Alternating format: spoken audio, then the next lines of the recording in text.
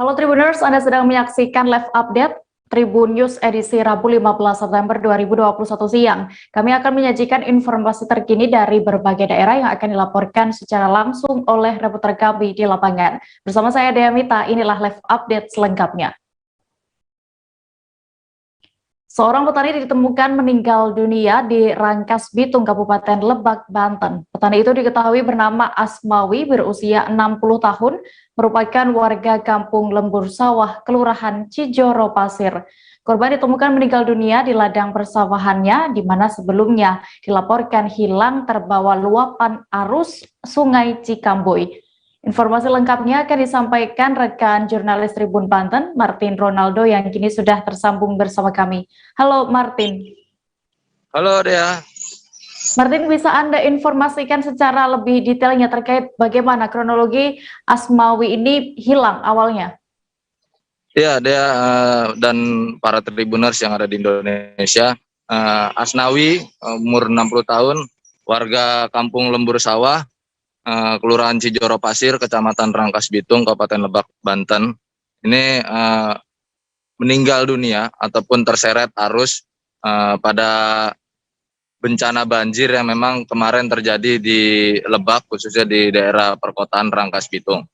Dea dan para Tribuners, sebelumnya memang diinformasikan bahwa korban pada malam hari, tepatnya pada pukul 19.00 waktu Indonesia Barat, ini sempat mengecek kembali ladang persawahannya lantaran informasi yang mengatakan bahwa memang terjadi banjir, Dea. Dan memang kemarin juga pada kemarin hari beberapa titik di wilayah perkotaan yang berada di Rangkas Bitung memang terendam banjir. Setidaknya kami mencatat terdapat 5 kecamatan yang memang terendam banjir akibat intensitas hujan. Korban pada saat itu sedang mengecek gubuk hasil pertaniannya ataupun gabah pertaniannya. Lalu setelah mengecek dalam perjalanan pulang, korban yang berjalan dari persawahan tiba-tiba terkejut dan terseret arus air yang memang cukup deras pada saat itu, Dea. Oke, lalu Martin, siapa yang pertama kali menemukan Asmawi? Iya, Dea. Setelah hilang pada malam harinya, warga setempat dan juga dibantu oleh BPBD setempat melakukan pencarian terhadap terhadap korban untuk tindak lanjutnya, Dea. Dan pada keesokan harinya, tepatnya pukul 9 pagi, warga setempat berhasil menemukan korban tidak jauh dari ladang persawahannya, Dea. Ya, lalu untuk saat ini bagaimana dengan jenazah korban? Apakah sudah dikebumikan atau bagaimana? Ya, berdasarkan informasi yang kami terima, Dea, dari BPBD Lebak, bahwa setelah korban berhasil ditemukan, korban langsung dikebumikan di dekat rumahnya melalui melalui pihak keluarga dengan menggunakan protokol kesehatan yang memang ketat, Dea. Dan saat ini jenazah sudah dikuburkan begitu. Baik, terima kasih rekan jurnalis Tribun Banten, Martin Ronaldo, untuk laporannya. Selamat kembali bertugas. Kita beralih ke informasi berikutnya, Tribuners, masih dari Banten. Seorang remaja hanyut terseret arus kali Banjar Agung di Bumi Mutiara Serang, Kecamatan Cipocok Jaya, Kota Serang. Badan Penanggulangan Bencana Daerah Kota Serang hingga kini masih mencari remaja berusia 13 tahun itu.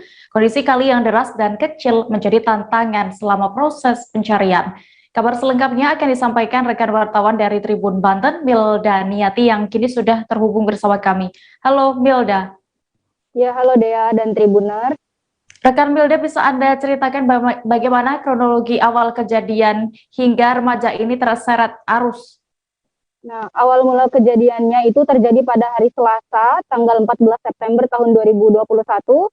Ketika itu kondisi kali Banjar Agung itu meluap lantaran sejak tadi malam sampai pagi harinya terjadi hujan yang cukup deras yang mengguyur daerah Kota Serang. Nah, pada saat hujan reda, tepatnya pada pukul 2.30, korban bermain air bersama 5 orang temannya. Namun naas, korban tidak bisa mengendalikan diri sehingga hanya terbawa arus yang cukup deras saat itu. Begitu, Dea. Wilda, bisa Anda sebutkan untuk identitas dari korban ini dan bagaimana proses pencariannya? Identitas korban ini bernama Malik Hayatullah. Beliau berusia 11 tahun, warga dari Bumi Mutiara Serang atau Komplek BMS Blok D2, Kelurahan Banjar Agung, Kecamatan Cipocok Jaya, Kota Serang. Begitu deh. Nah, saat ini tim BPBD, kemudian Kota Serang dan Provinsi, serta Basarnas dan Polair, serta para relawan sudah menemukan jenazah korban, yaitu korban ditemukan dalam kondisi meninggal dunia di daerah Muara Kali Cigem, tepatnya pukul 11.15, begitu deh. Baik, Tribuners, tadi rekan Milda juga berhasil mewawancarai Heru selaku salah seorang anggota Basarnas Banten dan juga Kepala BPB di Kota Serang, Hadiat Hermawan. Berikut liputan lengkapnya. Pencarian terhadap korban bernama Malik gimana, Pak? Sampai saat ini masih berlangsung.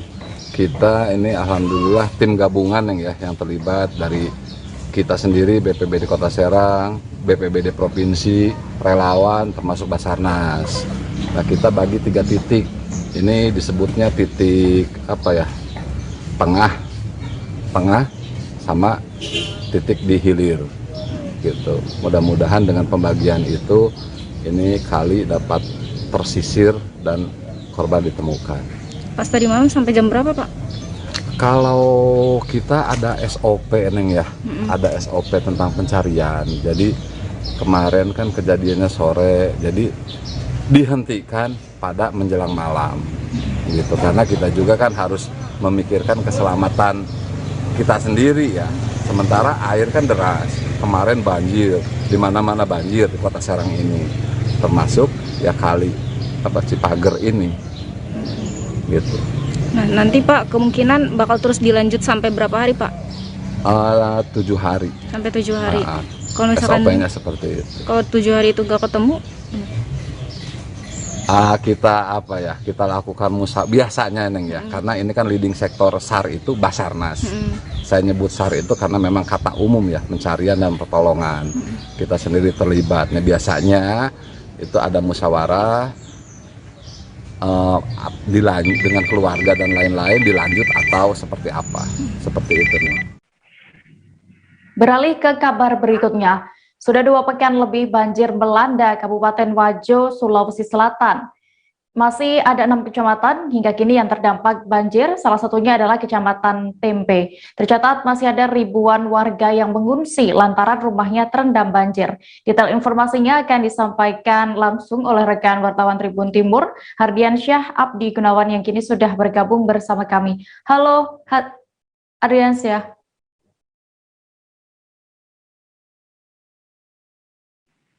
Halo? Mbak Dea? Iya. Rekan Hadriansyah, bisa Anda jelaskan bagaimana gambarkan kondisi terkini dari banjir yang melanda di Kecamatan Tempe, Kabupaten Wajo saat ini? Baik rekan Dea, saat ini adalah hari ke-18 banjir melanda Kabupaten Wajo. Dan masih ada 6 kecamatan yang terdampak banjir, dan salah satunya adalah Kecamatan Tempe. Di Kecamatan Tempe sendiri itu masih ada sekitar 2.383 rumah yang terdampak banjir di 8 kelurahan. 2.383 rumah itu dihuni oleh setidaknya 2.998 kepala keluarga atau 7.544 jiwa. Ketinggian air sendiri berkisar dari 50 cm sampai 2,5 meter. Sementara di Bendung Gerak Tempe, untuk mengukur ketinggian elevasi air itu saat ini ketinggian air di Bendung Gerak Tempe itu mencapai 8,2 meter, atau untuk elevasi normalnya itu bila tidak terjadi banjir itu ketinggiannya cuma mencapai 5 meter. Seperti itu rekan Dea. Oke, lalu apakah ada kendala atau permasalahan yang dihadapi para pengungsi ini? Ya, saat ini tercatat ada 105 orang yang mengungsi atau 29 kepala keluarga yang mengungsi, khususnya berada di Kecamatan Tempe. Salah satu posko pengungsian itu berada di Jalan Jangkok, Kelurahan Maturata Parang, Kecamatan Tempe. Dan kendala-kendala yang dihadapi oleh pengungsi sendiri yaitu adalah masalah gatal-gatal atau kutu air. Para pengungsi juga membutuhkan air bersih atau air mineral, dan juga membutuhkan penerangan di malam hari.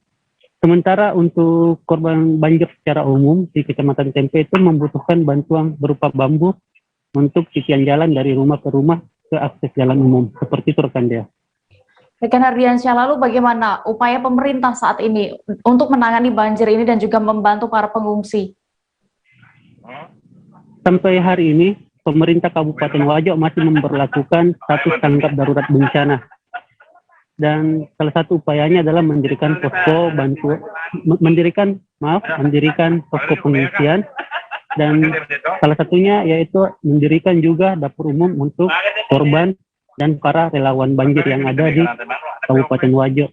Selain itu juga pemerintah Kabupaten Wajo telah menyalurkan bantuan-bantuan baik berupa sembako, paket obat-obatan maupun bambu. Dan saat ini juga pemerintah Kabupaten Wajo masih terus melakukan pendataan terkait dampak banjir, karena selain merendam rumah warga, banjir juga tidak luput merendam areal persawahan warga, areal perkebunan, dan fasilitas-fasilitas umum lainnya. Seperti itu rekan Dea. Baik, Tribuners, rekan jurnalis kami tadi juga sudah berhasil mewawancarai Kepala Lingkungan Capawengang, Andi Hasanuddin. Berikut keterangan lengkapnya. Ini kurang lebih 2 minggu. Sudah 2 minggu ya Pak? Kurang lebih 2 minggu. Apa keluhan-keluhan pengungsi selama ini? Ya, keluhan yang pengungsi selama ini itu saja masalah bantuan terserang, bantuan sembako dengan ini, air minum, dengan lampu. Dengan lampu. Kalau keluhan terkait masalah kesehatan Pak bagaimana? Alhamdulillah juga tidak ada keluhan ini karena obatnya sudah standby semua. Oh, sudah disediakan obat. Sering datang di sini pelayan kesehatan. Itu saja kekurangannya, nggak tahu itu ketua air. Lain-lain tidak ada juga.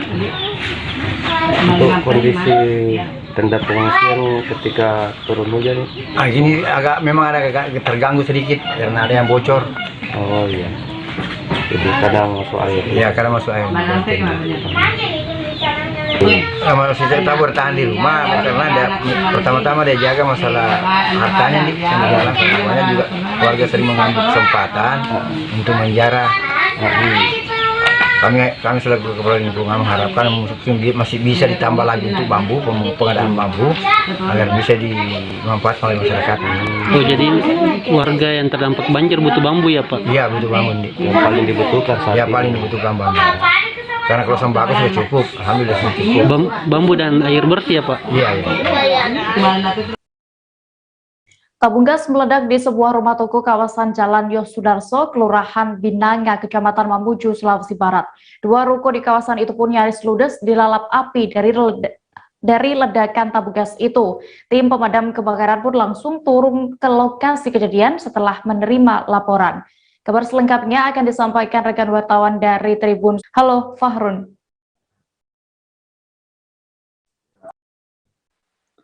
Ya, rekan Dea. Fahrun, bagi tabung gas di kawasan Jalan Yosudarso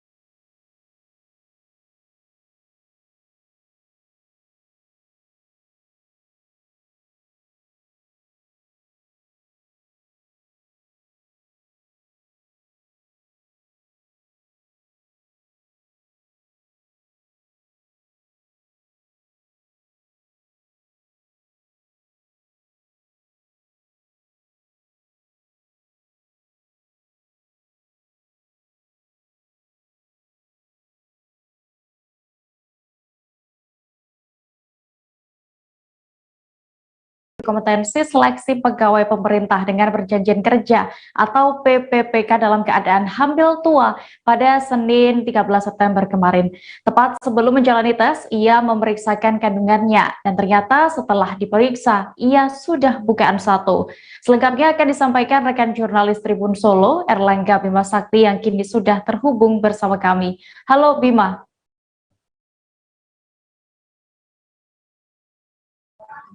Ya, halo dia. Rekan Bima, bisa Anda ceritakan bagaimana Cynthia ini dikabarkan juga mengalami kontraksi saat ia tengah mengerjakan soal PPPK ini? Oh ya, jadi si ibu hamil ini yang bernama Cynthia ini sejak hari Sabtu atau 2 hari sebelumnya itu sudah merasakan kontraksi di perutnya. Jadi 2 hari sebelum pelaksanaan tes itu sudah merasakan kontraksi dan sempat bimbang untuk ikut tes atau mundur karena memang kan sudah mendekati HPL ya. HPL-nya itu tanggal 23 mendatang. Tapi kan di tanggal 11 itu sudah merasakan kontraksi-kontraksi, tapi akhirnya dia membulatkan tekad untuk berangkat. Jadi pada hari H, jadi jam 5 pagi itu dia memeriksakan kandungannya di salah satu klinik di sekitar Wonogiri. Jadi ternyata sudah bukaan 1 untuk kemudian melakukan konsultasi ke bidan dan dokter apakah bisa untuk melanjutkan tes, dan akhirnya diizinkan. Jadi boleh mengikuti tes. Bima, berarti sebelum tes itu Cynthia sudah mengalami kontraksi dan akhirnya memeriksakan dan diizinkan. Lalu apakah saat pelaksanaan tes itu juga sempat mengalami kontraksi kembali atau bagaimana? Ya, menurut pengakuan Cynthia kemarin, jadi ketika melaksanakan tes yaitu mulai pukul 8 sampai pukul 10 kurang lebih itu dia sempat beberapa kali merasakan sakit di perut dan pinggangnya, dan itu menurut pengakuannya sempat membuat kehilangan fokus dan dia mengakali terjadinya kontraksi itu dengan beberapa kali izin keluar toilet. Jadi menurut pengakuannya bila dipakai untuk berjalan itu rasa sakitnya akan hilang. Jadi sempat beberapa kali meninggalkan ruang tes untuk meredakan rasa sakit itu. Tapi akhirnya dia dinyatakan lolos untuk hasil tes uji kompetensi yang kemarin. Begitu. Oke, lalu kapan Cynthia akhirnya melahirkan bayinya dan bagaimana? Oh ya, jadi setelah melaksanakan tes, merampungkan tes itu, kemudian Cynthia pulang sampai rumahnya di Uriantorop sekitar pukul 11. Nah, jam 12 itu dia merasakan sakit lagi di perutnya. Kemudian diputuskan untuk dibawa ke klinik yang tadi untuk memeriksakan tadi. Nah, sesampai di klinik sekitar jam 1, ditunggu sampai jam 4 sore itu, menurut pengakuannya sudah bukan 10, tapi bayinya tidak mau keluar. Akhirnya pada pukul 5 sore dengan sama klinik dirujuk untuk ke rumah sakit Mulia Hati, rumah sakit terdekat. Sampai di rumah sakit disarankan untuk melahirkan dengan bantuan operasi sesar. Jadi sekitar jam 9 malam itu akhirnya Cynthia berhasil melahirkan anaknya dengan operasi sesar dan jenis kelaminnya perempuan sehat dengan bobot 2,9 kilo dan panjang 49 cm. Oke, terima kasih rekan jurnalis Tribun Solo Erlangga Bima Sakti untuk informasinya. Selamat kembali bertugas. Persediaan vaksin AstraZeneca di Kota Kupang terancam expired, membuat Kadinkes NTT gusar. Selengkapnya seusai jeda, tetaplah di Live Update. Oke, apa kabar Bang Arif di sini untuk strateginya? Kalau saya sendiri di game week 37 ini yang semalam baru mulai, saya udah hitam. Sebenarnya aku nggak ngerasa itu penangkapan atau penggerebegan atau apapun itu, karena gini loh, posisinya kriteria. Jadi kita mengenal disebut dengan stroke yang tidak berdarah dengan stroke yang berdarah. Stroke yang tidak berdarah itu biasanya ditandai dengan adanya penyumbatan. Kalau itu penyumbatan di sini mungkin pikirnya tidak ke situ kali ya, tapi kalau di Korea atau di Kamboja itu ada beberapa paper yang saya itu mas, ya dulunya tukang koran. Oh gitu ya, tukang koran. Ya saya baca ya Pak. Tuh kan pernah baca kan? Ya. Jadi kalau saya jadi tanggang itu udah bersyukur banget. Si anak ini dijadikan sebagai tersangka begitu. Ya kalau ini kita bicara yang di luar kasus Situbondo ya. Dengan nama hujan shower, di mana terdapat batas jelas antara daerah hujan dan tidak hujan yang biasanya terjadi pada fase awal mature stage atau tahap berbahaya itu Kang. Jadi mulai artinya terjadinya perlembekan. Nah itu untuk penetrasi akan sulit gitu ya. Dok, saya ini menurut saya memang tidak mudah, bukan urusan tanah diambil, Kalau misalnya Amerika Serikat sekarang, Rasulullah mengatakan dalam sebuah hadis bahwa berpuasa di 6 hari Syawal itu. Oke, apa kabar Bang Arif di sini untuk strateginya? Kalau saya sendiri di Jumit 37 ini yang semalam baru mulai, saya udah sebenarnya aku nggak ngerasain penangkapan atau penggerebegan atau apapun itu, karena gini loh, posisinya aku kriteria. Jadi kita mengenal disebut dengan stroke yang tidak berdarah dengan stroke yang berdarah.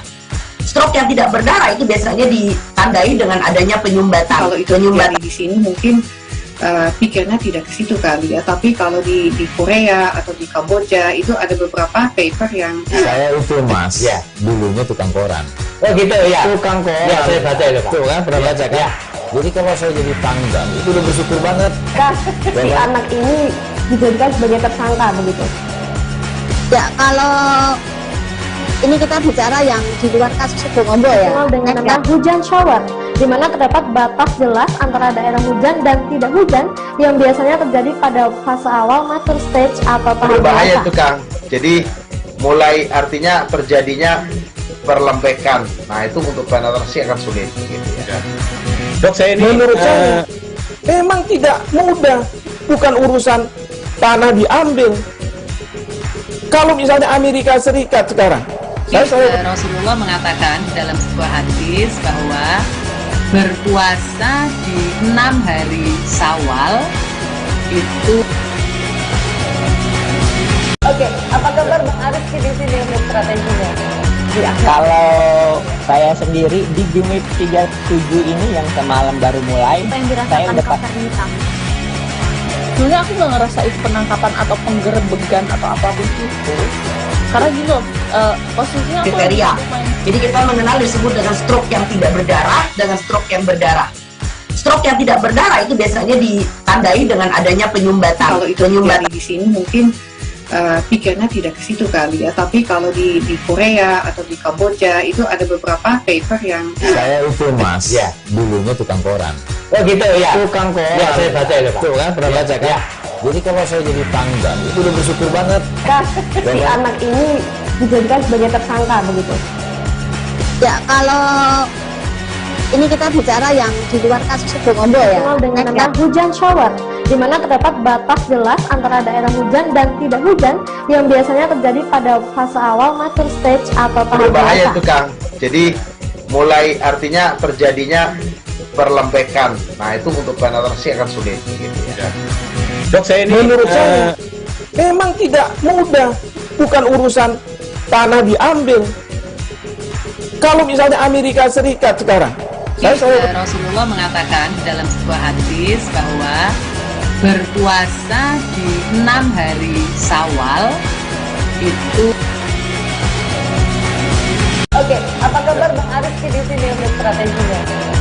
Kalau saya sendiri di Jumit 37 ini yang semalam baru mulai, saya udah sebenarnya aku nggak ngerasain penangkapan atau penggerebegan atau apapun itu, karena gini loh, posisinya aku kriteria.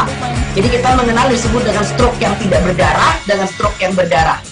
Stroke yang tidak berdarah itu biasanya ditandai dengan adanya penyumbatan. Kalau itu terjadi di sini mungkin pikirnya tidak ke situ kali ya, tapi kalau di Korea atau di Kamboja itu ada beberapa. Terima kasih Anda masih menyaksikan live update. Kita menuju ke kabar berikutnya. Menteri Koordinator Bidang Perekonomian Airlangga Hartarto melakukan kunjungan kerja ke Fakultas Ekonomi dan Bisnis Universitas Muhammadiyah Jakarta Ciputat, Tangerang Selatan pada hari ini Rabu 15 September 2021. Dalam kesempatan itu, Airlangga meresmikan gedung inkubasi wirausaha UMKM milik UMJ. Namun sebelum meresmikannya, Ketua Umum Partai Golkar itu memberikan kuliah umum kepada mahasiswa-mahasiswa UMJ yang hadir secara virtual. Informasi lengkapnya akan disampaikan oleh rekan jurnalis Tribun News, Vincentius Giesta, yang kini sudah tersambung bersama kami. Halo Vincent. Rekan Vincent bisa mendengar kami? Ya, halo Dea. Vincent, bisa Anda informasikan tadi bagaimana proses peresmian gedung inkubasi wirausaha UMKM milik UMJ ini? Ya, jadi seperti diketahui tadi Menko Perekonomian Airlangga Hartarto melakukan kunjungan kerja ke UMJ, dan di sana itu Airlangga hadir sekira pukul 8.30, dan kemudian sebelum meresmikan gedung inkubasi wirausaha UMKM milik UMJ itu beliau melakukan kuliah umum dulu kepada mahasiswa dan itu selama setengah jam. Kemudian setelahnya Airlangga bersama pihak-pihak terkait menuju ke gedung inkubasi tersebut yang berada tepat di belakang gedung Fakultas Ekonomi dan Bisnis UMJ. Di sana Airlangga kemudian bersama Rektor UMJ memotong untaian bunga sebagai simbol peresmian dari gedung inkubasi wirausaha UMKM tersebut. Vincent, lalu bagaimana setelah gedung inkubasi UMKM milik UMJ ini diresmikan, bagaimana tanggapan dari Menko Airlangga? Ya, Airlangga sendiri menyatakan menyambut baik peresmian dari gedung inkubasi wirausaha UMKM tersebut. Karena beliau menyatakan bahwa inkubasi itu adalah wadah untuk menetaskan wirausaha baru. Jadi beliau menyebut bahwa inkubasi tersebut secara digital kerap disebut working space, yang merupakan tempat di mana ide-ide terbuka hadir dari generasi muda dan dikerjakan secara berkelompok untuk mendapatkan nantinya akses-akses dari mentor-mentor sebelum diwujudkan dalam bentuk wirausaha baru. Dan kemudian dia kemudian mengatakan bahwa hal ini pernah dilakukan juga di Kementerian Perindustrian ketika seorang mahasiswa tingkat 2 berhasil membuat aplikasi secara komersial dan membuat beasiswa untuk rekan-rekannya. Dia meminta hal ini dijadikan inspirasi bagi universitas lainnya. Baik, lalu terkait dengan kuliah umum pada mahasiswa-mahasiswa UMJ tadi ya Vincent, apa yang ditekankan Menteri Airlangga bagi para generasi muda, khususnya para mahasiswa? Ya, Airlangga sendiri menekankan Indonesia itu saat ini masih perlu melakukan upaya peningkatan kualitas SDM untuk mendorong aktivitas kewirausahaan. Karena rasio kewirausahaan Indonesia saat ini masih rendah, yaitu sebesar 3,47% dari total populasi yang ada. Karenanya Airlangga juga menitik beratkan bahwa generasi muda itu sangat penting untuk berwirausaha sehingga tercipta lapangan-lapangan kerja baru. Dia juga mengharapkan generasi muda saat ini agar dapat memanfaatkan digitalisasi era digital dan menjadi talenta digital. Sebab dalam waktu 15 tahun ke depan Airlangga menyatakan bahwa Indonesia membutuhkan sekitar 9 juta orang atau 600.000 orang per tahun sebagai digital. Begitu. Ya. Baik. Terima kasih rekan Vincent untuk laporannya. Selamat kembali bertugas. Ya. Kita beralih ke Sumatera Selatan, Tribuners. Pemerintah pusat sudah menginstruksikan daerah yang berstatus pemberlakuan pembatasan kegiatan masyarakat level 4 untuk menerapkan peraturan khusus, yakni satu di antaranya para pengunjung pusat perbelanjaan atau mal harus menunjukkan sertifikat vaksin hingga tanggal 16 Agustus mendatang. Di Sumatera Selatan sendiri, Kota Palembang menjadi satu-satunya daerah yang berstatus PPKM level 4. Namun, Gubernur Sumsel Herman Deru menegaskan jika persyaratan kartu vaksin saat masuk mal belum diberlakukan di Kota Palembang. Kabar selengkapnya akan disampaikan rekan wartawan dari Tribun Sumsel, Hartati, yang kini sudah terhubung. Ya. Rekan Hartati, bisa Anda jelaskan bagaimana minat masyarakat berkunjung ke mal lantaran wajib menunjukkan kartu vaksin benar belum diwajibkan di Palembang sendiri untuk menunjukkan kartu vaksin? Oke, sampai dengan saat ini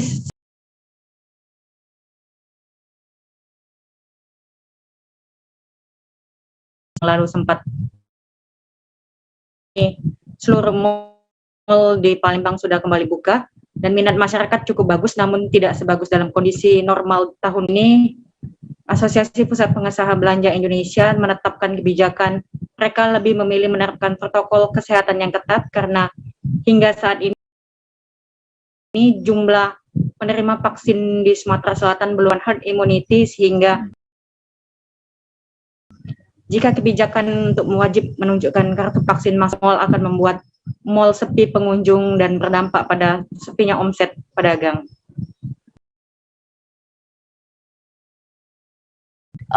Ini tadi lantaran belum wajib menunjukkan kartu vaksin, lantas apakah prokes tetap diatur, dijalankan secara ya, hingga saat ini dari setiap pintu masuk mal di seluruh Palembang itu ditetapkan adanya petugas untuk memantau, mulai dari menyuruh pengunjung itu sebelum masuk untuk mencuci tangan, mengukur suhu tubuh, dan wajib menggunakan masker. Jika ada pengunjung yang tidak menggunakan masker, mereka akan disuruh untuk mencari masker ataupun disediakan masker di sana. Itu pun juga masker harus wajib standar medis dan bukan masker scuba. Dan mereka pun mematuhi itu baik saat masuk maupun di dalam mal sendiri tetap mematuhi protokol kesehatan. Ya, lalu apakah seluruh karyawan mal juga sudah melakukan vaksin dan siap jika nantinya kebijakan wajib vaksin diterapkan?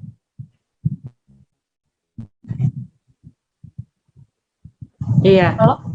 Ya, menurut Wakil Ketua Asosiasi Pusat mengatakan bahwa hingga saat ini hampir 100% seluruh petugas pengelola mal itu sudah melakukan vaksin, kecuali mereka yang tidak bisa melakukan vaksin dengan alasan medis.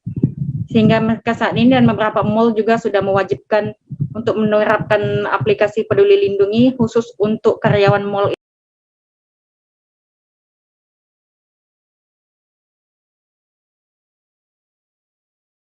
Di mal itu sudah benar-benar dilakukan sehingga masyarakat percaya untuk mal karena mal lebih aman dan menerapkan protokol kesehatan dengan baik. Baik.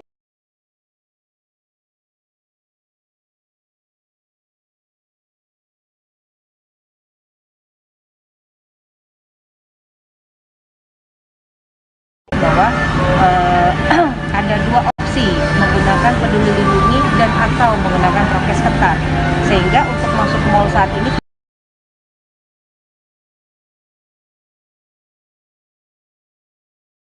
ketat. Tetapi kami juga sekalian ada menginformasikan buat customer setia Palembang Square juga harusnya sudah semakin pede datang ke mall kita, karena kita karyawan seluruh tenan pun dan karyawan manajemen pun kita saat ini sudah divaksin semua, sehingga dengan adanya kegiatan vaksin yang beberapa kali pernah diadakan di Palembang Square ini, bahwa karyawan tenan pun kita sudah dilakukan vaksin, seperti itu sih. Kepala Badan Intelijen Negara Daerah atau Kabinda Sumsel Brigjen TNI Arman Syah SH meninjau pelaksanaan vaksinasi COVID-19 pelajar SMP di Kabupaten Oku Selatan. Kabinda Sumsel ini disambut oleh PLH Bupati Oku, Dr. Andes Haji. Kemudian juga ada Kapolres Oku AKBP Danu Agus Purnomo, 3 Oku Letkol AR Hatan Kurniawan, kemudian Kepala Dinas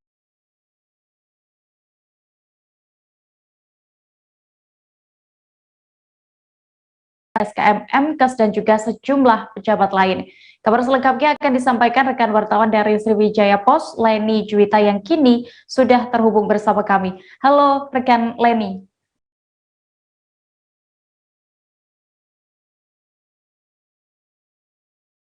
Halo Leni, bisa mendengar kami di studio?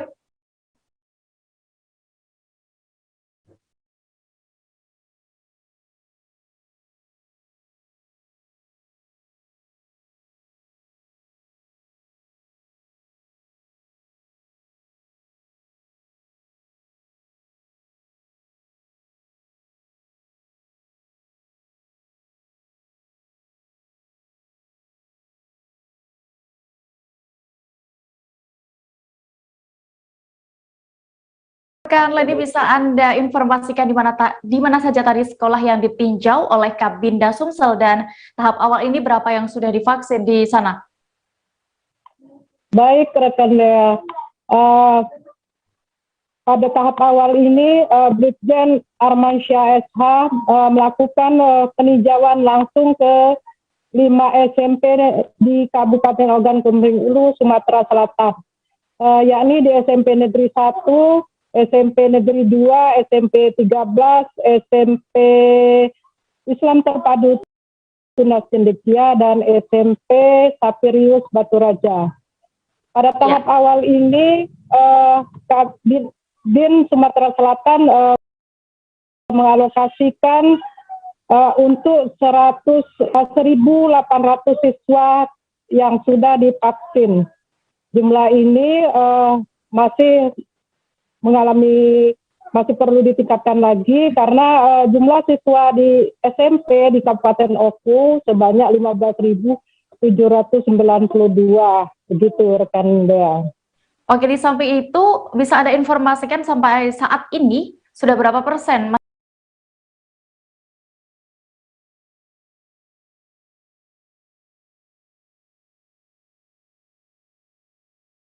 Kabupaten Oku saat ini baru 26,3% yang sudah tervaksinasi dari jumlah penduduk 269.950.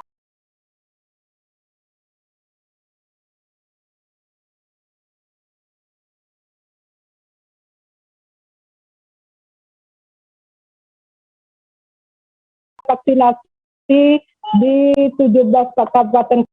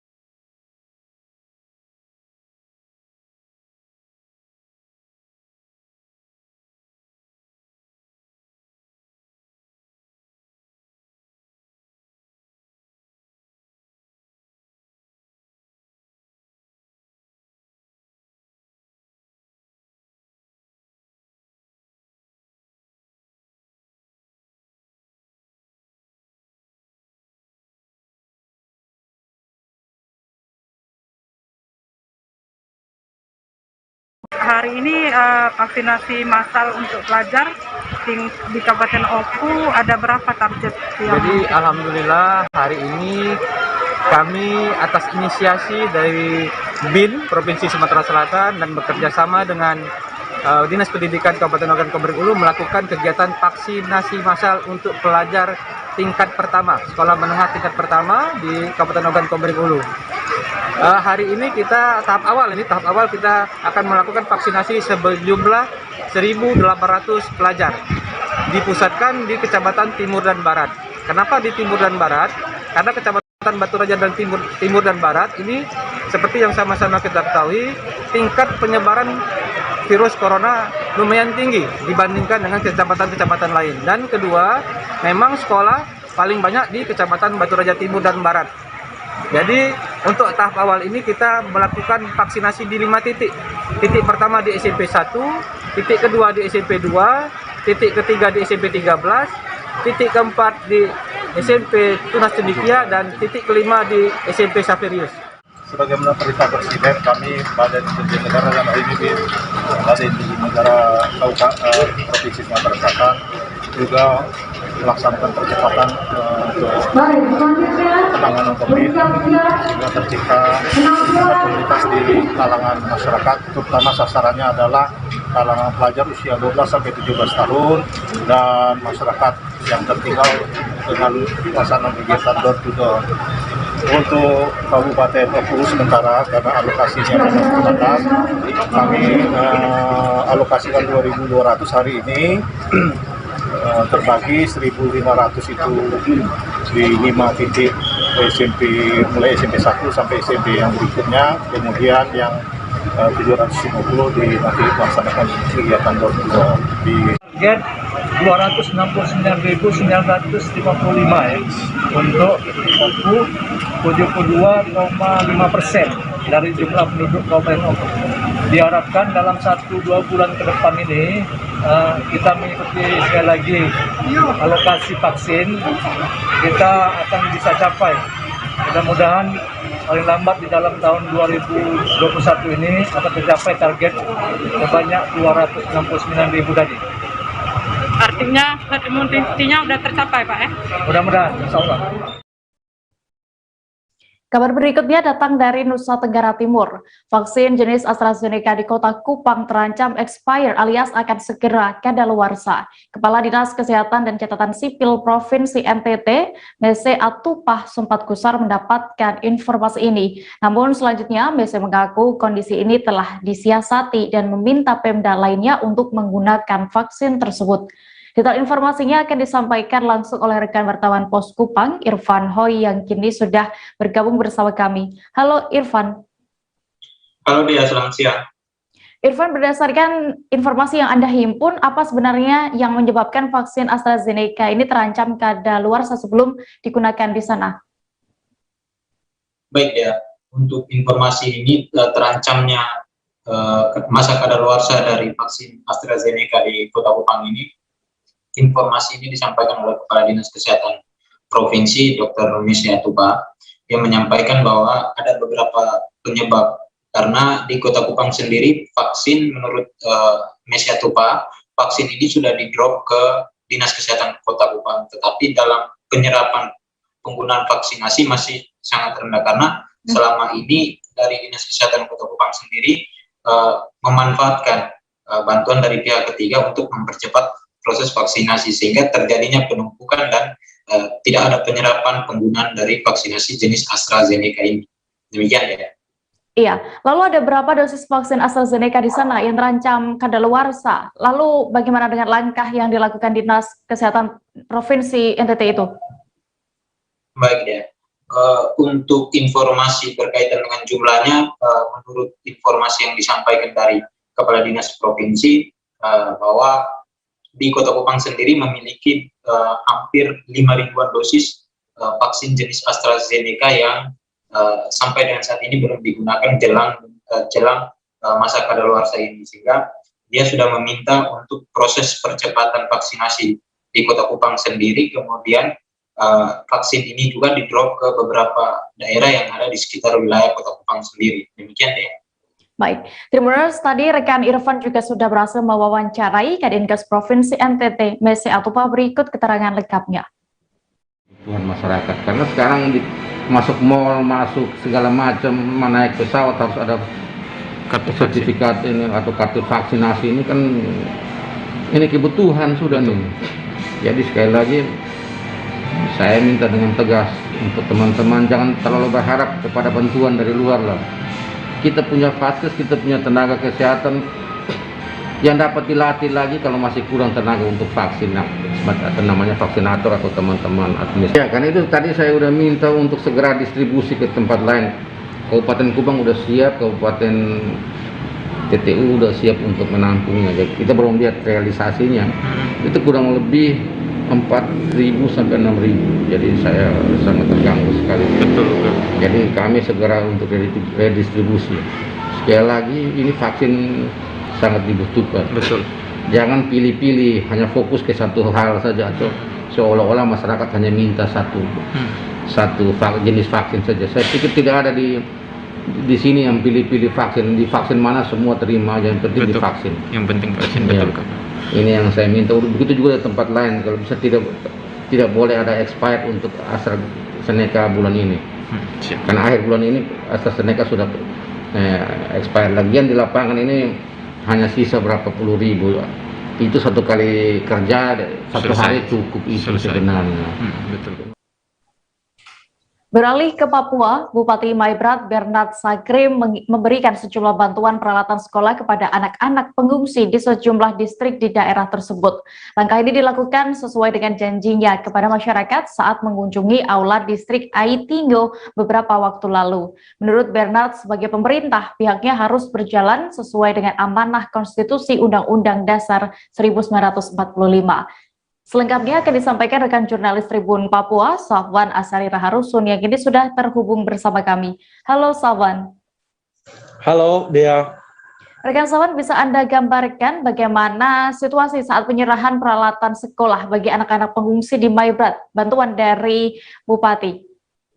Iya, Dea dan juga Tribuners dimanapun Anda berada, hari ini kembali lagi bersama saya di Papua Barat, bahwa sekitar pukul 9.00 waktu Indonesia Timur, Bapak Bupati mulai berjalan dari distrik Aitinyo, dari distrik menuju ke distrik Aitinyo untuk membagikan sejumlah bantuan yang telah dijanjikan untuk para anak-anak yang menjadi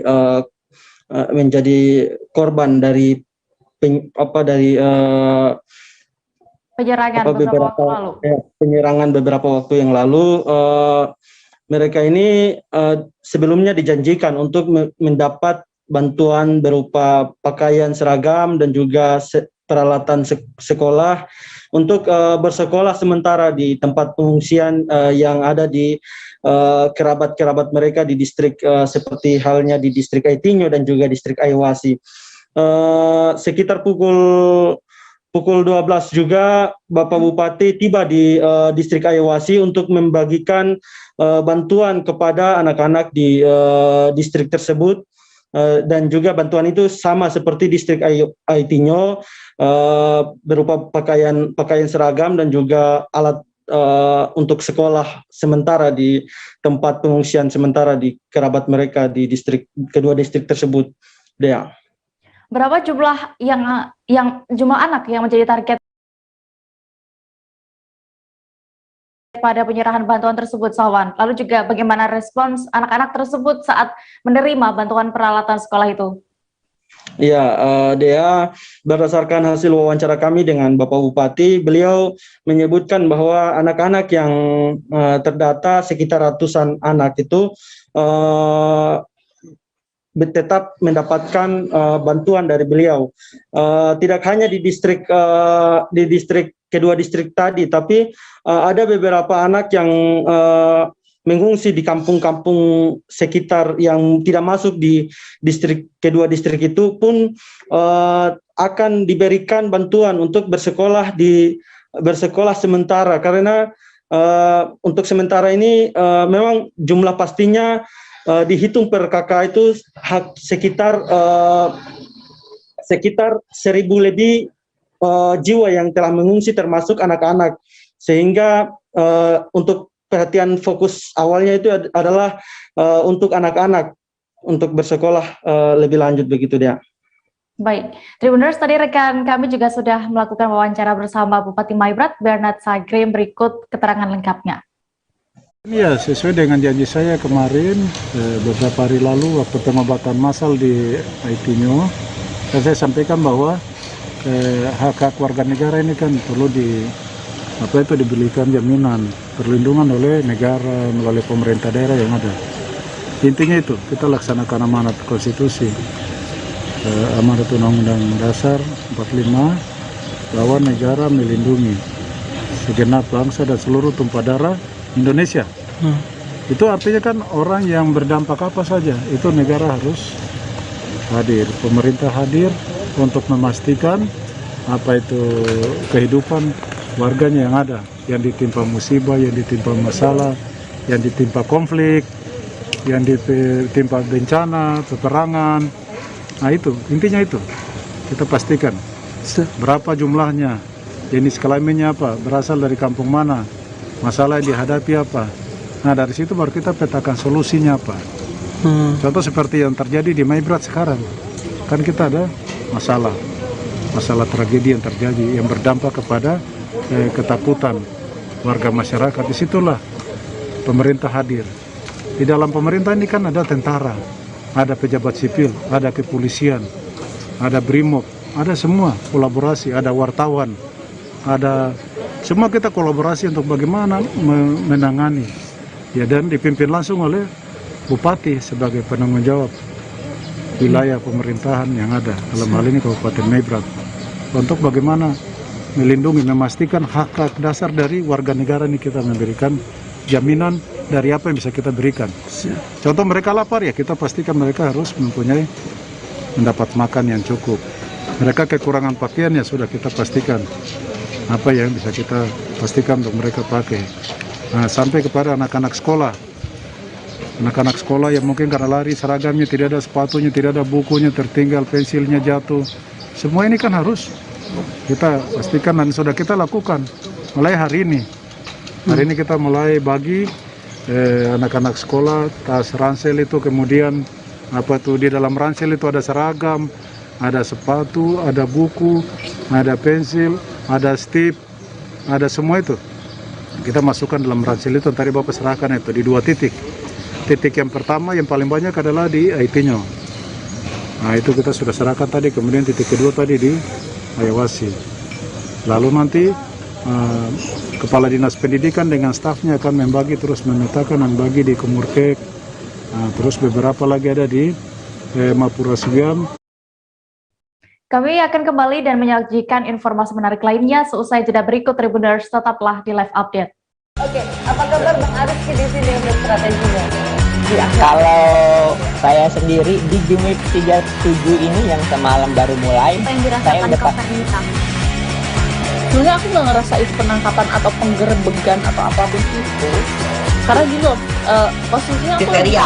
Jadi kita mengenal disebut dengan stroke yang tidak berdarah dengan stroke yang berdarah. Stroke yang tidak berdarah itu biasanya ditandai dengan adanya penyumbatan. Kalau itu terjadi di sini mungkin pikirnya tidak ke situ kali ya, tapi kalau di Korea atau di Kamboja itu ada beberapa paper yang saya itu Mas, ya dulunya tukang koran. Oh gitu ya, Tukang koran. Ya, saya baca itu Pak. Tuh kan, pernah baca kan? Ya. Jadi kalau saya jadi pangdam, itu udah bersyukur banget. Si anak ini dijadikan sebagai tersangka begitu. Ya, kalau ini kita bicara yang di luar kasus Sebongombo ya. Dengan nama hujan shower, di mana terdapat batas jelas antara daerah hujan dan tidak hujan yang biasanya terjadi pada fase awal mature stage atau tahap berbahaya dewasa. itu Kang. Jadi mulai artinya terjadinya perlembekan. Nah itu untuk penetrasi akan sulit begitu ya. Dok, saya ini menurut saya memang tidak mudah, bukan urusan tanah diambil. Kalau misalnya Amerika Serikat sekarang, Rasulullah mengatakan dalam sebuah hadis bahwa berpuasa di 6 hari Syawal itu. Oke, apa kabar Bang Ariski di sini untuk strateginya? Kalau saya sendiri di Jumip 37 ini yang semalam baru mulai, saya udah sebenarnya aku nggak ngerasa itu penangkapan atau penggerebegan atau apapun itu, karena gini loh, posisinya aku kriteria. Jadi kita mengenal disebut dengan stroke yang tidak berdarah dengan stroke yang berdarah. Stroke yang tidak berdarah itu biasanya ditandai dengan adanya penyumbatan. Kalau itu terjadi di sini mungkin pikirnya tidak ke situ kali ya, tapi kalau di Korea atau di Kamboja itu ada beberapa paper yang saya itu Mas, ya dulunya tukang koran. Oh gitu ya, Tukang koran. Ya, saya baca itu Pak. Tuh kan, pernah baca kan? Ya. Jadi kalau saya jadi pangdam, itu udah bersyukur banget. Si anak ini dijadikan sebagai tersangka begitu. Ya, kalau ini kita bicara yang di luar kasus Sebongombo ya. Dengan nama hujan shower, di mana terdapat batas jelas antara daerah hujan dan tidak hujan yang biasanya terjadi pada fase awal mature stage atau tahap berbahaya dewasa. itu Kang. Jadi mulai artinya terjadinya perlembekan. Nah itu untuk penetrasi akan sulit begitu ya. Dok, saya ini menurut saya memang tidak mudah, bukan urusan tanah diambil. Kalau misalnya Amerika Serikat sekarang, Rasulullah mengatakan dalam sebuah hadis bahwa berpuasa di 6 hari Syawal itu. Oke, apa kabar Bang Ariski di sini untuk strateginya? Kalau saya sendiri di Jumip 37 ini yang semalam baru mulai, saya udah sebenarnya aku nggak ngerasa itu penangkapan atau penggerebegan atau apapun itu, karena gini loh, posisinya aku kriteria. Jadi kita mengenal disebut dengan stroke yang tidak berdarah dengan stroke yang berdarah. Stroke yang tidak berdarah itu biasanya ditandai dengan adanya penyumbatan. Kalau itu terjadi di sini mungkin pikirnya tidak ke situ kali ya, tapi kalau di Korea atau di Kamboja itu ada beberapa paper yang saya itu Mas, ya dulunya tukang koran. Oh gitu ya, Tukang koran. Ya, saya baca itu Pak. Tuh kan, pernah baca kan? Ya. Jadi kalau saya jadi pangdam, itu udah bersyukur banget. Si anak ini dijadikan sebagai tersangka begitu. Ya, kalau ini kita bicara yang di luar kasus Sebongombo ya. Dengan nama hujan shower, di mana terdapat batas jelas antara daerah hujan dan tidak hujan yang biasanya terjadi pada fase awal mature stage atau tahap berbahaya dewasa. itu Kang. Jadi mulai artinya terjadinya perlembekan. Nah itu untuk penetrasi akan sulit. Gitu ya. Dok, saya ini menurut saya memang tidak mudah, bukan urusan tanah diambil. Kalau misalnya Amerika Serikat sekarang, Rasulullah mengatakan dalam sebuah hadis bahwa berpuasa di 6 hari Syawal itu. Oke, apa kabar Bang Arif di sini untuk strateginya? Kalau saya sendiri di Jumit 37 ini yang semalam baru mulai, saya udah sebenarnya aku nggak ngerasa itu penangkapan atau penggerebegan atau apapun itu, karena gini loh, posisinya aku kriteria. Jadi kita mengenal disebut dengan stroke yang tidak berdarah dengan stroke yang berdarah.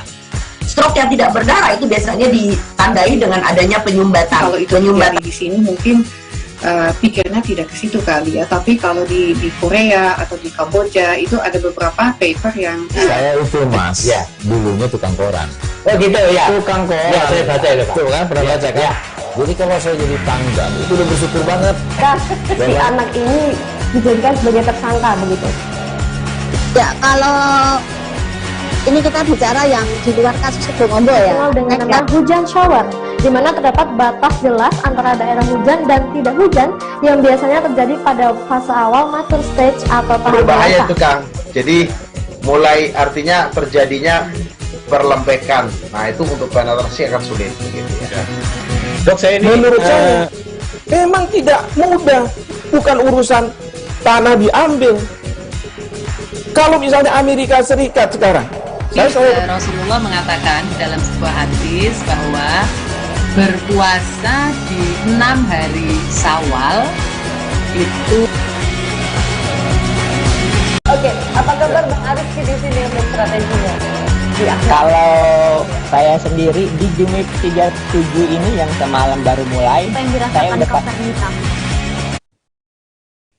Kembali di live update, kita menuju ke kabar berikutnya. Paman dan keponakan di Desa Padang Jawa, Kecamatan Woila, Kabupaten Aceh Barat terlibat perkelahian sengit.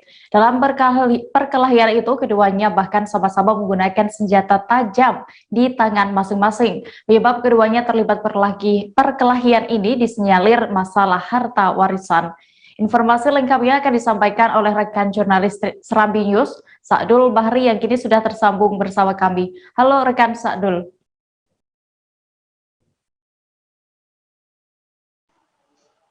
Halo. Ya, halo dia. Halo dia. Rekan Sa'dul, bisa Anda gambarkan bagaimana saat itu situasi perkelahian antara paman dan keponakan ini? Ya, baik dia. Dapat kami laporkan bahwa pada Selasa kemarin, 14 September itu terjadi perkelahian antara paman bersama keponakannya. Itu kasus ini dipicu oleh perebutan harta warisan berupa tanah di lokasi Desa Padang Jawa, sehingga di saat terjadi percekcokan karena keponakan ini ingin menanyakan kejelasan tentang tanah bersama, sehingga di saat situlah terjadi spanning antara pamannya sebagai pengelola tanah, sehingga terjadi perdebatan. Dalam perdebatan itulah mereka sama-sama menarik senjata tajam, sehingga perkelahian ini tidak bisa dielakkan, sehingga dalam perkelahian itu pamannya yang mungkin usia yang sudah tua, sehingga tidak mampu mengimbangi keponakannya yang masih muda ini, sehingga tersungkur dan akhirnya harus dilarikan ke rumah sakit karena mengalami luka di bagian kening dan lengannya. Demikian dia. Oke, lalu rekan Sa'dul, bagaimana kondisi keduanya saat ini dan bagaimana langkah penanganan dari pihak kepolisian? Ya, baik rekan dia, untuk saat ini penanganannya telah dilakukan oleh pihak kepolisian di Polsek Woila. Untuk kondisi korban saat ini masih dalam penanganan medis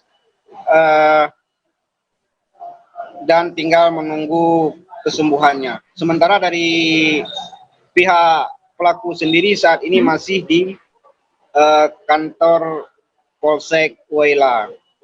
Nah, sementara dari pihak kepolisian sendiri masih melakukan penyelidikan karena dari hasil keterangan disebutkan bahwa ini karena persoalan keluarga dan keponakannya hendak membela diri di saat terjadi pencegahan itu, maka pihak kepolisian masih mendalami kasus ini atas terkena tebasan pedang terhadap korban itu saat ini. Demikian rekan dia. Baik, terima kasih rekan jurnalis Serambi News Sa'dul Bahri untuk laporannya. Selamat kembali bertugas.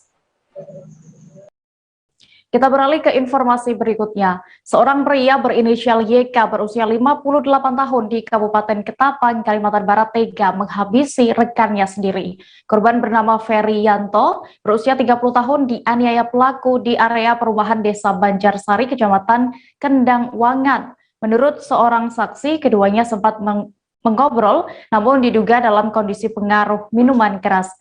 Detail informasinya akan disampaikan langsung oleh rekan wartawan Tribun Pontianak, Nur Imam Satria, yang kini sudah bergabung bersama kami. Halo rekan Imam. Imam, bisa Anda ceritakan bagaimana kronologis peristiwa tersebut dan luka apa yang didapat korban sehingga korban meninggal dunia?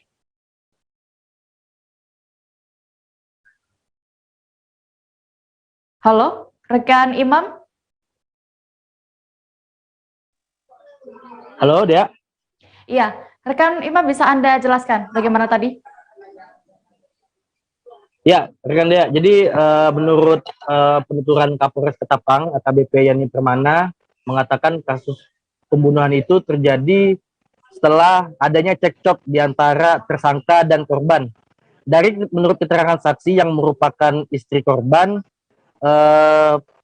peristiwa tersebut terjadi berawal dari cekcok yang dimana keduanya sempat dipengaruhi oleh minuman keras. Setelah melihat peristiwa tersebut, si saksi akhirnya berlari ke arah pos satpam untuk meminta pertolongan. Setelah minta pertolongan, kembalinya ke tempat kejadian di mana korban di situ sudah meninggal dunia. Dan menurut keterangan Kapolres Ketapang, korban meninggal dunia setelah terjadi diakibatkan oleh luka di kepala, di dada, dan putus jari tangan gitu. Ya. Ya, rekan Imam, lalu senjata apa yang saat itu digunakan oleh pelaku dan apa sebenarnya motifnya hingga tega menghabisi nyawa rekannya sendiri? Oke. Jadi untuk motif dari penuturan langsung oleh tersangka, dia mengatakan bahwa dia tega menghabisi nyawa temannya sendiri karena tersinggung setelah dikatai oleh korban. Dan dia menghabisi temannya menggunakan sebilah parang, yang mana parang itu juga kuat memang menjadikan barang bukti oleh kepolisian. Ya. Ya, lalu bagaimana proses penangkapan pelaku hingga akhirnya bisa diamankan? Ya, untuk proses pengamanan pelaku sendiri tidak selang lama dari pukul 1 kejadian, polisi berhasil mengamankan pelaku pada pukul 6 pagi, selang sekitar 4 jaman. Pelaku sendiri sempat kabur, namun berhasil diamankan di area perumahan di Desa Seriam, Kecamatan Kendawangan. Dea. Baik, Tribuners, tadi rekan jurnalis kami juga sudah berhasil mewawancarai Kapolres Ketapang AKBP Yani. Halo, Dea. Berikut keterangan lengkapnya. Kasus ketiga adalah kejadian pengungkapan kasus pembunuhan yang terjadi di perkebunan, dan ini diungkap oleh Polsek Kendawangan. Perlu kami sampaikan di sini kepada rekan-rekan semuanya bahwa kejadian ini pada hari Minggu dini hari tanggal 12 September 2021 sekira pukul 01.30 waktu Indonesia Barat, di mana di lokasi ada salah satu perusahaan di Desa Banjarsari, Kecamatan Kendawangan. Diawali dari minuman keras, mereka minum bersama-sama, mereka kawan, dan ada ketersinggungan di situ. Maka si pelaku melakukan penganiayaan berat yang mengakibatkan pelukan pada bagian kepala, dada, dan jarinya putus dengan menggunakan satu buah parang. Dan ini korbannya adalah Merianus, tinggal di lokasi perusahaan, dan yang terduga pelaku adalah YK. Ini sama-sama dari luar daerah, di mana pada saat proses kejadian setelah melakukan eksekusinya, pelaku sempat kabur di desa lain. Namun dengan kesigapan petugas dipimpin langsung oleh Pak Kapolsek Kedarawan dan tim di backup oleh Satreskrim Polres Ketapang, maka dalam kurun waktu tidak lebih dari 4 jam pelaku bisa ditangkap dan sekarang melakukan proses penyidikan. Dusun Lubuk Tenam, Kelurahan Manggis, Kecamatan Batin 3, Kabupaten Bungo, Provinsi Jambi digerebek oleh polisi. Penggerebekan dilakukan aparat kepolisian dalam pengembangan kasus narkoba. 3 pelaku penyalahgunaan narkoba berhasil diringkus dalam penggerebekan kali ini, namun 3 orang lainnya berhasil melarikan diri. Kabar selengkapnya akan disampaikan rekan wartawan dari Tribun Jambi, Muzakir, yang kini sudah terhubung bersama kami. Halo, Muzakir.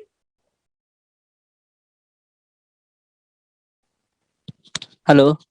Ya, rekan Muzakir, bisa Anda ceritakan kapan kejadian atau kegiatan penggerbekan di wilayah Kabupaten Bungo ini? Ya, baik. Dapat kami laporkan jika pada Senin kemarin, tepatnya 13 September lalu, terjadi penggerbekan di sebuah kampung di Kabupaten Bungo, yang mana kampung tersebut diduga tempat sering terjadinya transaksi narkoba. Nah, saat penggerbekan, petugas menemukan 6 orang yang sedang berpesta narkoba.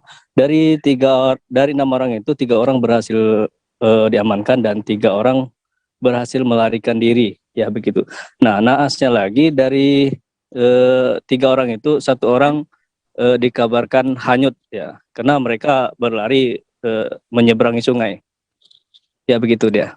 Baik, berarti salah satu pelaku yang kabur ini hanyut lantaran kabur, ya, berusaha kabur itu. Lalu bagaimana untuk kondisi terkini di sana dan juga pencariannya? Iya, baik, dapat kami laporkan jika kondisi sekarang ini masih dalam melakukan pencarian. Puluhan petugas masih berupaya keras untuk melakukan penyisiran di area sungai tersebut. Ya, begitu. Oke. Untuk kronologis salah seorang pelaku itu bisa tercebur bagaimana, Muzakir? Iya, awalnya mereka bertiga itu terjun ke sungai dan 2 diantaranya sudah sampai dan satunya itu karena sungainya besar dan kemungkinan kehabisan nafas atau kelelahan dan korban tenggelam. Baik, Tribuners, tadi rekan Muzakir juga sudah mewawancarai Kapolres Bungo AKBP Guntur Saputra, berikut keterangan lengkapnya. Mulai dari tadi jam 06, tim Basarnas dan tim BPBD serta dari Polsek sudah berada di lokasi ini. Yang pertama kita dirikan posko pencarian. Ada tenda di TKP yang kita dirikan sebagai salah satu posko untuk menerima informasi apabila ada masyarakat yang mendapatkan informasi mengenai keberadaan korban yang kita cari atau hal-hal lain terkait dengan objek yang kita sedang lakukan pencarian. Yang kedua, tim kedua adalah 2 unit kendaraan air disiapkan, kendaraan air dari BPBD dan kendaraan air dari Basarnas serta tim pencarinya, 1 unit dari Basarnas dan 1 unit dari BPBD serta koordinator beserta teman-teman dari kepolisian melakukan upaya pencarian dibantu dengan warga. Kita menggunakan metode penyisiran serta rolling bergantian karena ada 2 kendaraan air dengan sistem bergantian melakukan upaya penyisiran, pencarian terhadap korban yang diduga tenggelam dan terus akan berlanjut sampai nanti sore hari. Mengenai lamanya pencarian tentunya nanti dari koordinator Basarnas yang akan mengkoordinir berapa waktu yang akan kita tentukan. Tentunya itu bagian dari evaluasi. Nanti sore akan kita evaluasi hasil pencarian hari ini. Sejauh ini radius pencarian sudah? Radius pencarian kita radiusnya 2 km sepanjang alur sepanjang perjalanan sungai Batang Tebu dan pertemuan Batang Tebu. Jajaran Polsek Tanjung Senang menggerebek sebuah tempat yang diduga melayani pembuatan surat rapid antigen palsu. Penggerebekan tersebut dilakukan sejumlah anggota kepolisian di sebuah rumah toko Jalan H. Komarudin, Raja Basa, Bandar Lampung. Dalam rilis kasusnya, Kapolsek Tanjung Senang Ibda Rosali mengatakan saat itu pihaknya berhasil mendapati 4 orang pemuda berada di dalam toko. Kabar selengkapnya akan disampaikan rekan wartawan dari Tribun Lampung, Joviter Husin, yang kini sudah terhubung bersama kami. Halo Joviter. Halo Dea. Joviter, bisa Anda jelaskan kronologis penggerebekan yang dilakukan aparat kepolisian itu? Ya, seperti disampaikan Kapolsek Tanjung Senang, Ibda Rosali menyatakan bahwa penggerebekan terjadi pada Senin malam, dan di saat dilakukan penggerebekan dalam ruko yang juga sebagai tempat jasa biro travel, menemukan 4 orang pemuda yang diduga merupakan operator pencetak surat rapid antigen palsu. Dari selain 4 orang yang sudah ditetapkan tersangka, polisi juga menyita barang bukti berupa perangkat komputer serta surat rapid palsu. Baik, Dea.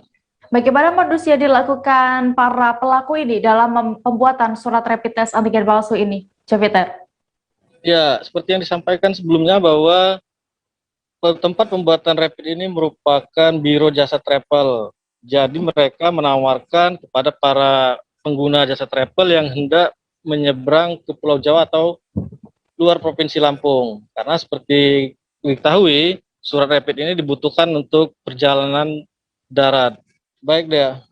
Oke, lalu bagaimana dengan tindak lanjut kepolisian terhadap pelaku dan barang bukti yang berhasil diamankan? Ya, setelah dilakukan penggerebekan oleh jajaran Polsek Tanjung Senang, tersangka beserta barang bukti sudah dilimpahkan ke Polresta Bandar Lampung untuk dilakukan penyelidikan lebih lanjut. Saat ini jajaran Satreskrim Polresta masih melakukan penyelidikan mengenai dalang atau orang yang bertanggung jawab dalam pembuatan surat rapid palsu tersebut. Baik, ya. Tribuners, tadi rekan Joviter juga sudah berhasil mendapatkan keterangan dari Kasat Reskrim Polresta Bandar Lampung, Kompol Devi Sujana. Berikut keterangan lengkapnya. Bersama dengan Polsek Tanjung Senang mengamankan 4 orang yang diduga melakukan tindak pidana pemalsuan rapid test yang akan digunakan untuk menyeberang ke Jakarta. Sampai saat ini kita mengamankan 4 orang tersangka, ya. Dari 4 orang itu 2 dewasa dan 2 di bawah umur. Selain itu kita mengamankan beberapa alat yang digunakan seperti stempel, komputer, dan sebagainya. Itu 4 itu modusnya seperti apa sih, Bu? Jadi modusnya setelah mereka menerima pesanan dari beberapa orang, dia melakukan cetak rapid test tersebut, ya, dengan nama dokter, kop, dan yang lainnya berbeda dengan aslinya. Dan nama dokternya tersebut memang tidak ada di Lampung. Peserta pemilihan Nyong Noni Sulawesi Utara mulai menjalani masa karantina. Kegiatan pembukaan masa karantina ini dihadiri oleh sejumlah pejabat pada Selasa 14 September kemarin. Sebelumnya, para peserta juga sudah mengikuti pra-karantina pada tanggal 7 hingga 10 September yang lalu yang dilakukan secara online. Selengkapnya akan disampaikan rekan jurnalis Tribun Manado, Fistel Mukuan, yang kini sudah terhubung bersama kami. Halo Fistel. Halo, Dea. Fistel, bisa Anda informasikan kegiatan ini dilakukan di mana dan juga berapa lama? Ya, rekan Dea, ini kegiatan ini akan dilakukan sejak kemarin 14 September 2021 hingga 19 September 2021. Dan untuk malam finalnya pada 18 September 2021 pukul 4. Nah, karena sekarang di tengah pandemi, untuk malam finalnya akan digelar di outdoor, dan kegiatan ini dilaksanakan di Hotel NDC di Molas, Kota Manado. Demikian, Dea. Oke, Fistel. Siapa yang saat itu membuka kegiatan kemarin untuk pembukaan karantina ini, lalu berapa banyak finalis yang berhasil ikut dari beberapa kabupaten kota di Sulut juga? Ya, untuk pembukaan karantina hari pertama kemarin ini dihadiri langsung oleh Wakil Gubernur Sulawesi Utara, Bapak Stephen Kando, yang didampingi secara langsung ke Ketua Ikatan Nyong Noni Sulut, Dr. Devi Tanus, yang juga merupakan istri dari Wakil Gubernur Sulawesi Utara. Selain itu hadir juga seluruh kadis di kabupaten kota yang mengutus perwakilan untuk mengikuti pemilihan Nyong Noni Sulut ini, dan hadir juga kadis provinsi. Dan untuk finalis yang hadir saat ini rekan dia ada 17 finalis yang diikuti oleh 9 kabupaten dan kota di Sulawesi Utara. Seperti diketahui, di Sulawesi Utara ini sendiri ada 15 kabupaten kota. Namun yang mengirim utusan hanya 9 kabupaten dan kota, dan itu pun ada salah satu daerah yang hanya mengirim 1 finalis, yaitu 1 orang laki-laki. Jadi yang ada saat ini dari 17 finalis ini ada 8 laki-laki, 8 perempuan, dan 9 laki-laki. Demikian dia. Baik, Tribuners, tadi rekan Fisel juga sudah mewawancarai finalis, satu di antara finalis Noni Sulut Utusan Kota Bitung, Fabiola Suling. Berikut keterangan lengkapnya. Perkenalkan, nama saya Fabiola Kristi Suling, biasa dipanggil atau biasa dikenal dengan Feby. Ya, saat ini masih SMA atau sudah kuliah? Sebenarnya di 2 option ini tidak ada ya, karena sudah kerja sekarang. Gitu sekarang kan. kerja di mana? Ya, kerja di Star Generation School sebagai guru. Oh iya. Iya. Ya, umur dan asal daerah mana? Oke. Kalau umur, sekarang Feby sudah berumur 23 tahun dan utusan dari Kota Bitung atau asal dari Kota Bitung. Tempat tanggal lahirnya lebih tepatnya? Oh, kalau tempat tanggal lahir, Tomohon, 19 Juni 1998. Iya. Bagaimana rasanya mengikuti pemilihan Nyong Sulut ini? Oke, kalau mau disampaikan ya atau mau dijelaskan bagaimana perasaannya, sudah pastinya bangga, senang, happy, karena tidak semua generasi muda yang ada di luar sana, anak-anak muda yang bisa bisa ada di titik ini, dan Feby bersyukur karena inilah pertolongan Tuhan, karena Tuhan baik, Tuhan luar biasa. Maybe hari ini berkatnya Feby secara pribadi, dan Tuhan menempatkan Feby di tempat ini. Jadi secara pribadi saya bangga, bersyukur, dan tidak lepas dari semuanya itu saya juga ingin menggali potensi saya ketika saya sudah ada di ajang pemilihan Noni Sulawesi Utara tahun 2021. Informasi tadi sekaligus menutup perjumpaan kita dalam live update siang ini, Tribuners. Jangan lupa untuk terus memperbaharui kabar terupdate lainnya di seluruh kanal YouTube Tribun Network. Dan juga Tribuners, lantaran masih di tengah pandemi, kami kembali mengingatkan kepada Anda untuk selalu menerapkan protokol kesehatan dimanapun berada. Mewakili kru yang bertugas, saya Diamita pamit. Terima kasih dan sampai jumpa. Jangan lupa like, subscribe, dan share ya.